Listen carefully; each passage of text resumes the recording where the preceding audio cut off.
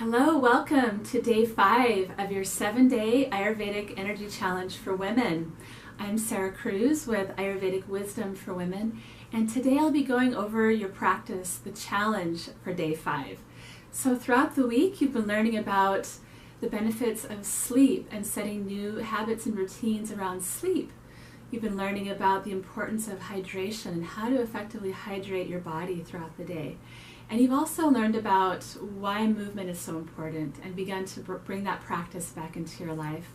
So today we're shifting our attention to the importance of nutrition and looking at how Ayurveda views optimal nutrition. So the practice that we're offering you is to observe lunch as your main meal of the day.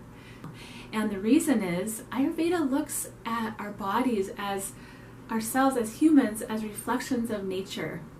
So what is happening in nature has a direct impact on what is happening within our bodies. For example, when the sun is at the peak point in the sky, our digestive fires are at their strongest. That's why we're suggesting lunch as the main meal of the day. Your body's more easily able to digest, metabolize, have more sustained blood sugar through the afternoon. When you have a satisfying lunch, there's less inclination to grab for carbs, coffee, and sugar later in the day. Just give it a try. Just see if you have a craving for a snack later. Chances are, when you have a nutritious, satisfying lunch, you don't really need to grab that snack later in the day. It makes a huge difference. So this is what we're offering, is when to eat, the practice of having lunch as your main meal of the day. And then we'd like to offer a couple more supporting practices as well. So when to eat, and then also how to eat. And Ayurveda gives us so many guidelines around how to eat. But today we'd love to offer you a few that make the most difference. So during our busy lives and our busy day, many of us find it difficult to carve out an adequate lunch break, right? So just see if you can start to create an environment and a lunch break space to enjoy your lunch.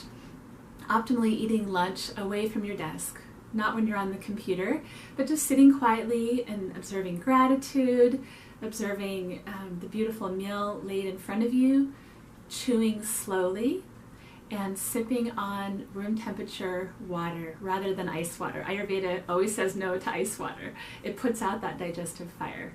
So these are a few tips on how to eat. And then what to eat. What to eat is always the question that so many people come in to see us about. What in the world am I supposed to eat? There's this diet, there's this recommendation, there's this practice.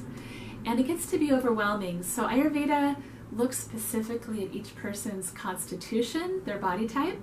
We look at the season that we're in, and we look at our environment that we're living in.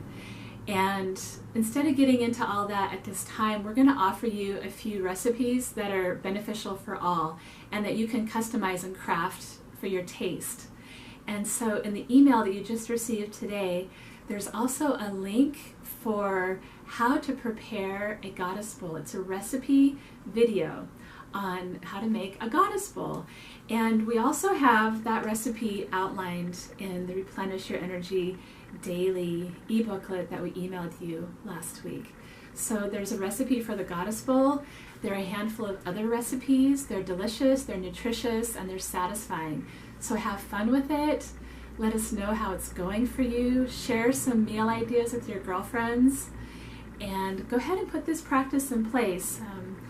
It takes a few days getting used to having lunch as the main meal, but we promise within a short amount of time, you'll start to notice more energy, more lightness in your body, more clarity, less desire for caffeine and sugar, and just an overall sense of well-being in your life. So wishing you all the best with this practice, and we'll be in touch. Blessings.